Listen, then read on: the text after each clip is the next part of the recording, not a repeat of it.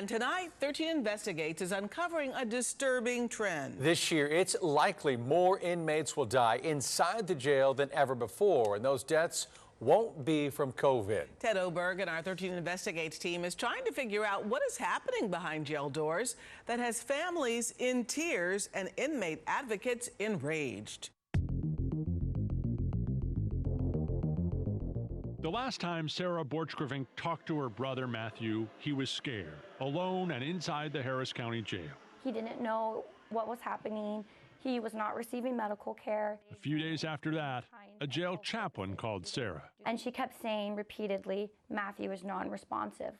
And she didn't say dead. She didn't say passed away. She just said, quote unquote, we were unable to revive him. Her brother Matthew Shelton, a longtime diabetic, eligible for a bond he couldn't afford and serving a short sentence, was dead. According to Sarah, Matthew went to the jail with insulin and needles, even providing us this photo of the needles Sarah says Matthew brought to jail. But official records show he died of diabetic ketoacidosis, which the CDC says occurs when diabetics don't get enough insulin. Jail staff now confirm a criminal investigation is underway in this case. It's terrifying because it makes you wonder what happens to other inmates. People have always died in carceral facilities. That is true. But the pace of death and the scale of death that we're experiencing in our community this year is unprecedented. The 21 jail deaths this year, including an inmate outsourced to an out-of-county jail, are more than the jail had all of last year and more than each of the COVID years.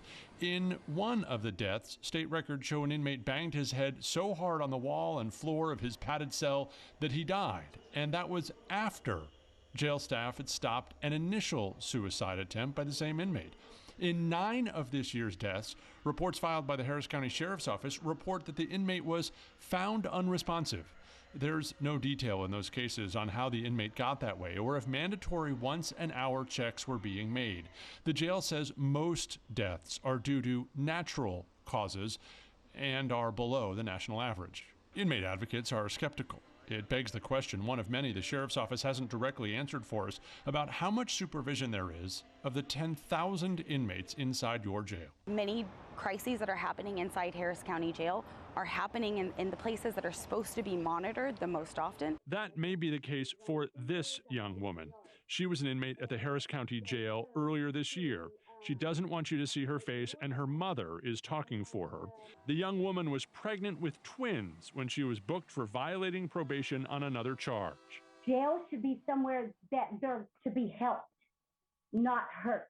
But by the time she was released and that charge dismissed months later, both babies she was carrying had died.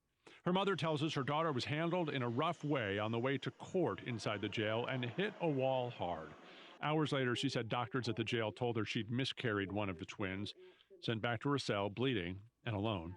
A month later, the young woman says she was getting medical care for an unrelated issue, and that's when she learned the second baby was also dead. Now all I have is an ultrasound picture. A third woman's case we're investigating is even more concerning. In October of last year, a pregnant inmate gave birth alone in her cell. The Sheriff's Office tells us jail staff was unaware she was in labor, but keep in mind, she should have been checked at least every 60 minutes, possibly more often. Advocates claim she rang a buzzer in her cell for help repeatedly, but none came. After the baby was born, jail sources tell 13 Investigates the new mother had to separate the umbilical cord by herself while alone with the newborn in her cell. The baby is reportedly okay, the mother still in custody. This is a story that demonstrates that just having another body in the room is no replacement for changing the culture that exists in Harris County Jail. The Sheriff's Office hasn't told us if anyone is being held accountable for these deaths and allegations of medical neglect, telling us the information is not readily available despite asking for it a month ago. A spokesperson told us the Sheriff's Office has taken many steps to ensure the health and safety of those entrusted into our custody, despite the challenges created by the pandemic and backlog of cases pending in our criminal courts, including, he continues, the move to bring in Harris Health to oversee and manage the delivery of health care in the jail on March 1st. People are going to slip through the cracks because if there's overcrowding, that means there's not going to be enough people for the number of issues that you're going to encounter. There is no easy way to release inmates stuck in a backlogged court system. Loved ones and inmate advocates aren't certain this is an issue that money can solve either. If our jail budget or if our law enforcement budget had any correlation to safety, we would have the safest jail in history and the safest county in history because we're spending the most on law enforcement in history. The sheriff's office did confirm an outside criminal investigation is underway into the circumstances surrounding Matthew Shelton's death here at the Harris County Jail. The jail's regulator, the Texas Commission on Jail Standards, has cited the jail for delays in the booking process this year, but we're unaware of any regulatory investigation into the deaths, nor the pregnancies, nor inmate supervision. At the Harris County Jail, Ted Oberg, ABC 13 Eyewitness News.